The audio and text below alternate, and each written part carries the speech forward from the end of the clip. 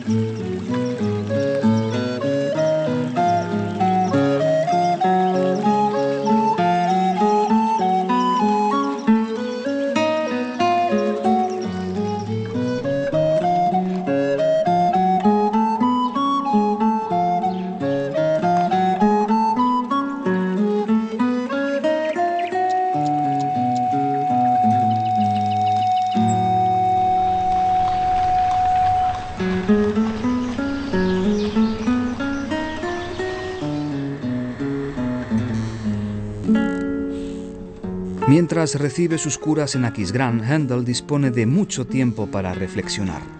Es un hombre muy combativo cuya vida ha sido siempre agitada, pero su insufrible carácter le ha llevado al extremo y ahora, por primera vez en años, está obligado a detenerse a reflexionar y hacer balance de su vida.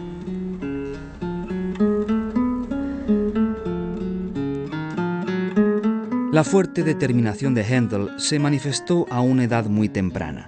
El niño obstinado y desafiante encontró pronto a su primer adversario en la persona de su padre, Georg Händel, un burgués austero que servía como barbero cirujano para el duque de Sajonia-Anhalt, una ciudad situada en el centro de Alemania. Su padre hizo todo lo posible para desalentar las inclinaciones musicales de su hijo, llegando incluso a prohibir la existencia de instrumentos en el hogar familiar. Impertérrito, el joven prodigio ensayaba en secreto en el ático por las noches. A la edad de 11 años, Händel huyó para reunirse con su padre en la corte del duque de Sajonia, donde fue invitado a actuar ante una audiencia de aristócratas. Seducido por el talento del joven Händel, el duque exclamó: «Sería un crimen, tanto para el público como para la posteridad, ocultar al mundo a un genio en ciernes como este». Con ello, el destino de Händel estaba decidido. A la muerte de su padre se rompieron los lazos que ataban al joven Händel a esta sombría familia luterana. A los 18 años viajó a Hamburgo, una próspera ciudad-estado situada en el norte de Alemania. Allí, el genio musical de Händel llamó la atención de un joven músico llamado Thomas Mattheson, con el que entabló una sólida amistad, a la vez que turbulenta. Poco después, los dos testarudos músicos realizaron una actuación. Al finalizar el concierto, Händel entró en cólera y retó a su amigo a un duelo. Solaz, Mattheson no se tomó el asunto en serio, pero había subestimado la gran ira por la que Händel era famoso.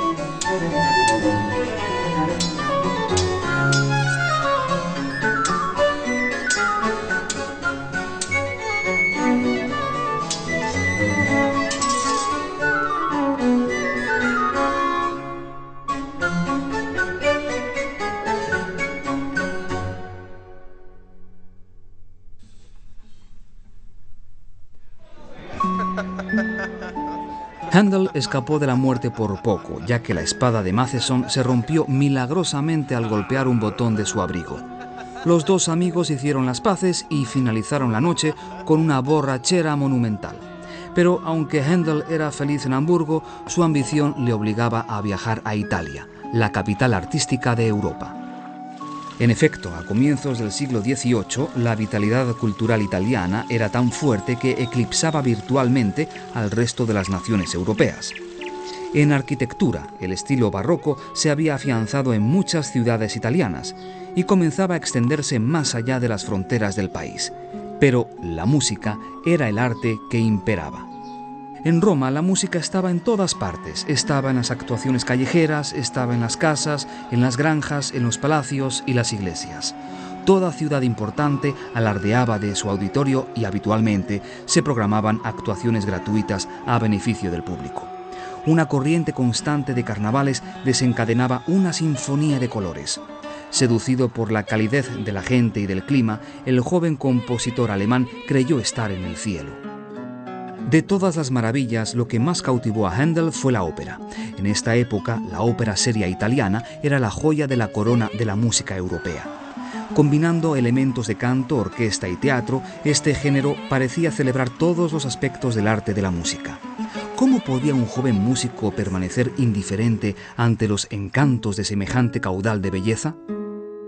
Este encanto se intensificó por los escándalos que rodearon a la ópera. El Papa Clemente XI ya había ordenado el cierre de varios teatros y la Iglesia veía con reprobación el canto secular y la sensualidad de algunas representaciones.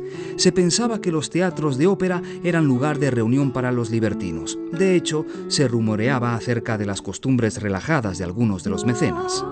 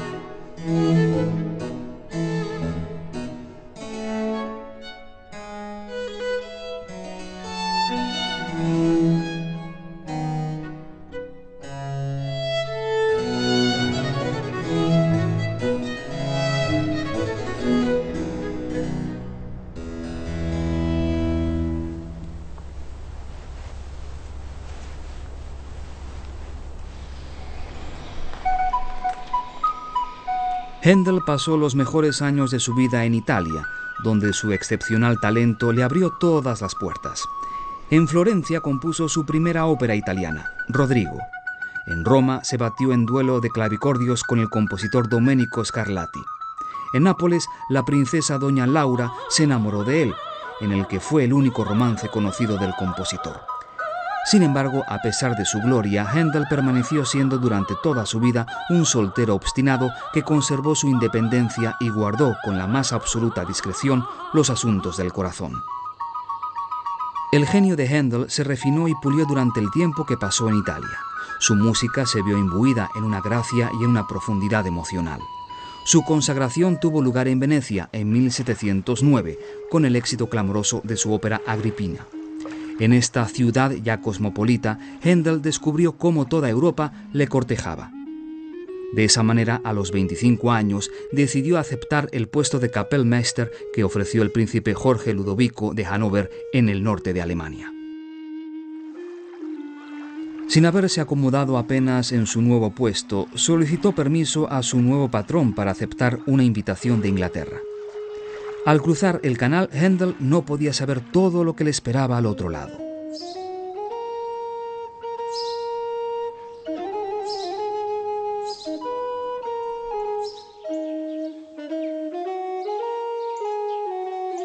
La Inglaterra del siglo XVIII era ya la potencia económica y comercial predominante en el mundo. En Londres, donde acababa de concluirse la construcción de la Catedral de San Pablo, la burguesía prosperaba y el Parlamento inglés regía sobre la monarquía más democrática de Europa. Un viento de libertad recorría el país. En los cafés y en las tabernas la gente hablaba abiertamente sobre todo tipo de asuntos, incluidas la monarquía y la Iglesia. Sin embargo, eran días oscuros para las artes en Inglaterra. La música inglesa agonizaba y tras la muerte de Purcell, la falta de compositores era la causa de que no se compusieran obras originales. En este sombrío contexto, la única opción que quedaba para los escasos amantes de la música londinense era reunirse en la tienda de Thomas Britton, un comerciante de carbón y un gran aficionado a la música que organizaba las escasas veladas musicales públicas que se celebraban en Londres, en el desván situado encima de su local en la parte baja de la ciudad. Incluso antes de la llegada de Händel a Londres, su música ya había atraído al público más inverosímil.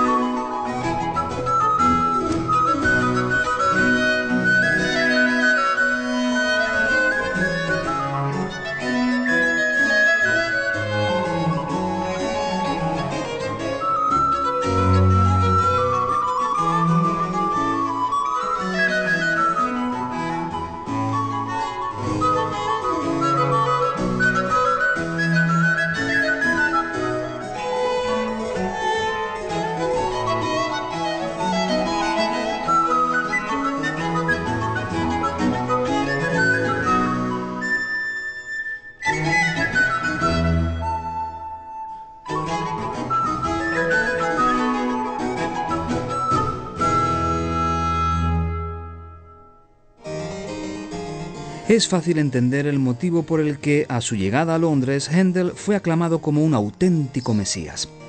Sin competencia a la vista, el joven compositor alemán conquistó pronto los oídos y los corazones de los amantes de la música ingleses. Solicitado por todos los salones, Händel decidió prolongar su estancia en Inglaterra, a pesar del hecho de que, en Alemania, su patrón, el príncipe de Hannover, esperaba impaciente su regreso. El compositor no prestó atención a este hecho, pero su falta de tacto le hizo pagar caro ese error unos meses después, cuando Jorge Ludovico de Hannover ascendió inesperadamente al trono de Inglaterra, convirtiéndose en el rey Jorge I. Händel fue excluido de las ceremonias de coronación y obligado a encontrar la manera de recobrar el favor del rey. Fue en aquella época cuando compuso Música Acuática, una espléndida obra que interpretó para entretener al nuevo rey durante una excursión al río Támesis. Un indulgente rey Jorge I perdonó a Händel e incluso le dio su permiso para fundar la Academia Real de la Música. En 1719 el maestro viajó a Italia con la misión de crear una compañía con los mejores cantantes de ópera. Händel visitó los conservatorios, las denominadas jaulas de ruiseñores, donde se preparaba a los futuros castratos. Famosos por la belleza impoluta de sus voces, estos cantantes eran muy codiciados por las cortes de toda Europa y los reyes los cubrían de oro. En el Gran Teatro de Haymarket de Londres, las temporadas de estreno de la Academia Real de la Música tuvieron un éxito clamoroso. Algunas noches el teatro estaba tan lleno que los nobles se veían obligados a pagar altos precios por los asientos de galería, normalmente reservados para los ayudantes de cámara y los sirvientes. Händel había hecho revivir el gusto del público inglés por la música, mostrando a Inglaterra los muchos placeres de la ópera italiana. Para sus nuevas temporadas, Händel contrató a dos famosas cantantes de ópera, Francesca Cuzzoni y Faustina Bordoni, pero la arrogancia de Händel topó con los egos de las divas. Durante un ensayo, Händel cogió bruscamente a Cuzzoni y la amenazó con lanzarla por la ventana, gritando: «Señora, sé que usted es un auténtico diablo, pero debería haberle dicho que yo soy Belcebú, el jefe de los diablos».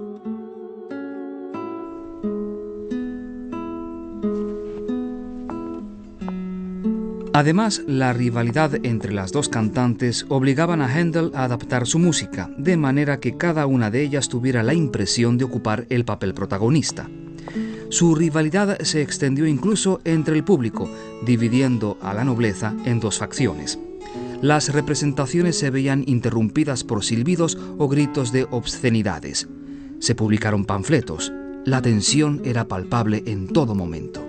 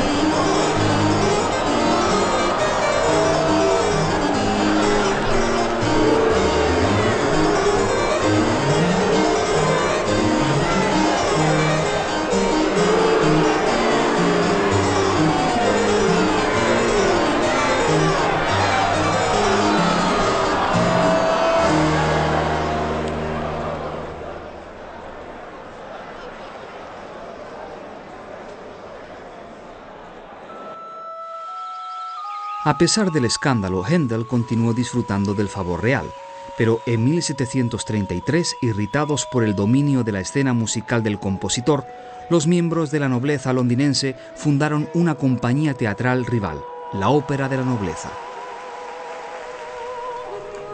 La competencia entre las dos compañías era encarnizada, tomando incluso una inesperada dimensión política cuando el nuevo rey Jorge II tomó partido por Händel, mientras que su hijo, el príncipe de Gales, se decantaba por la Ópera de la Nobleza.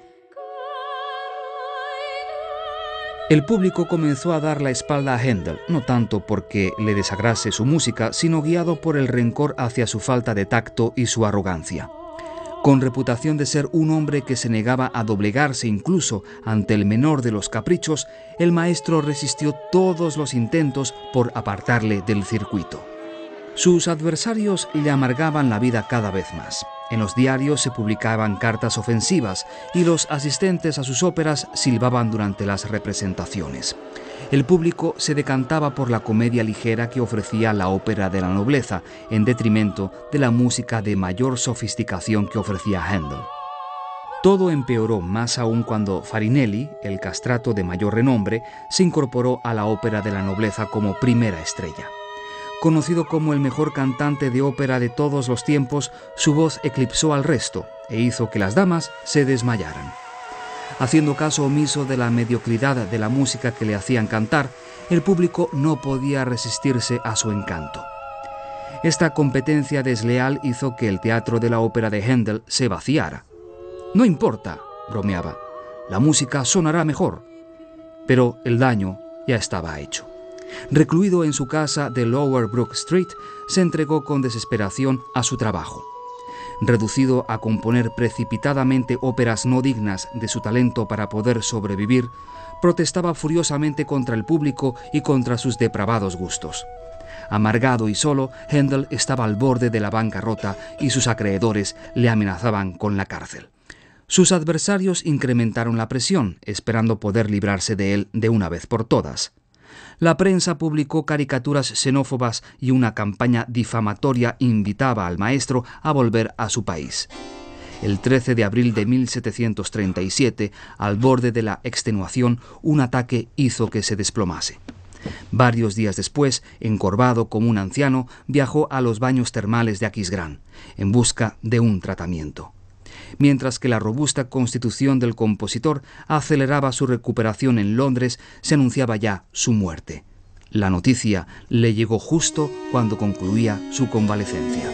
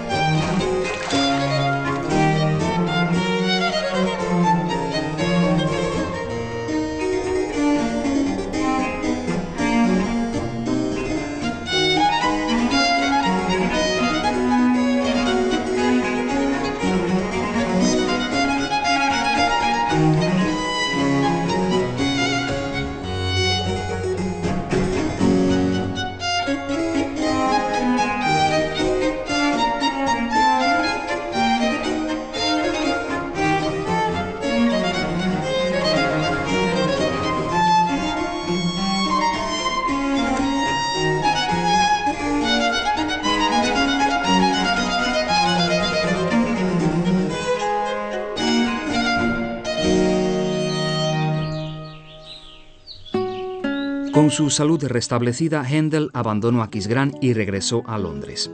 Allí tuvo que afrontar la muerte de la ópera. Tanto la Academia como la Ópera de la Nobleza habían quebrado y se habían visto obligadas a cerrar. Los periódicos de la capital comentaban con ironía: «Se ha gastado más en 2 óperas durante los últimos 6 meses que en mantener la armada durante todo el año». Por primera vez en 36 años, Händel no participó en la temporada musical. Durante los últimos años, el público londinense se había aficionado a la música nacional. De ese modo, Händel comenzó a componer oratorios basados en obras inglesas. Al principio permaneció escéptico ante la acogida que el público podría dar a este género. Representados en iglesias sin las ventajas de un escenario, de un vestuario o de la acción, los oratorios carecían de la fastuosidad de la ópera. Pero la reacción del público fue fenomenal. Pronto Händel estaba componiendo música para las obras de famosos poetas ingleses como Alexander Pope. Siguieron una serie de éxitos que transformaron por completo la vida de Händel. Incluso el príncipe de Gales y la nobleza llegaron a hacer las paces con el hombre que ahora consideraban un genio. En 1741, Händel comenzó a escribir un gran oratorio titulado El Mesías. Encerrado sin comida en su estudio, empezó a componer una partitura manchando la tinta con sus lágrimas. Se dice que, al salir de su cuarto después de 24 horas de trabajo, le comentó a su médico: «Creo que he visto el cielo entero ante mí y al mismo Dios». A los 62 años, Händel logró por fin el reconocimiento que merecía. Se colocó una estatua suya en los jardines Vauxhall y fue agasajado con regalos. Después de años de adversidad, su mundo se vio inundado de luz.